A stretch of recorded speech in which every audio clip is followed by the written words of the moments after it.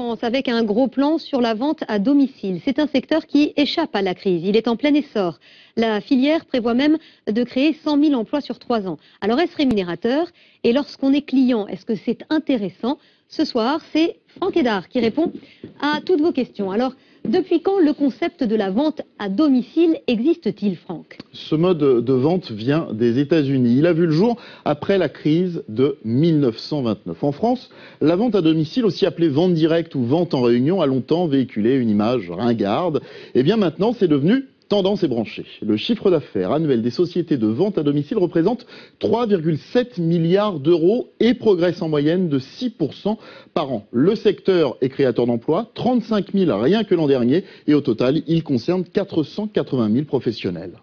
Deuxième question, combien rapporte la vente à domicile aux vendeurs?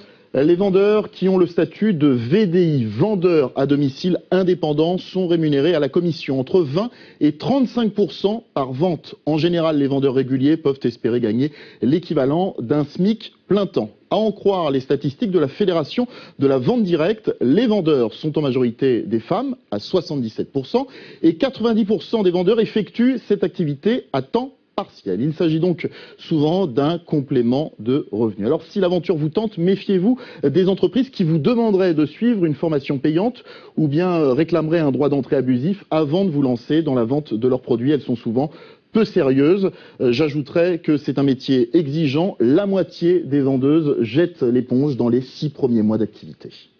Une troisième question, cette fois côté client, les produits sont-ils moins chers lorsqu'on les achète à domicile? Oui, les produits sont globalement moins chers car il n'y a pas d'intermédiaire, pas de loyer, pas de frais fixes, pas de stock. Les clients s'y retrouvent donc, d'autant que l'offre de produits est plutôt vaste. Ça va du textile aux produits cosmétiques en passant par les objets de décoration, les produits d'entretien, l'alimentation et les accessoires intimes. Pour terminer, une dernière précision. Actuellement, à l'issue d'une réunion, les clients passent une commande et après l'expiration du délai de rétractation qui est de 7 jours, vous le voyez, eh bien ils payent et prennent possession de la marchandise. Un projet de loi prévoit que le client puisse payer et récupérer ses produits immédiatement, tout de suite après la vente. Ce sera beaucoup plus simple, effectivement.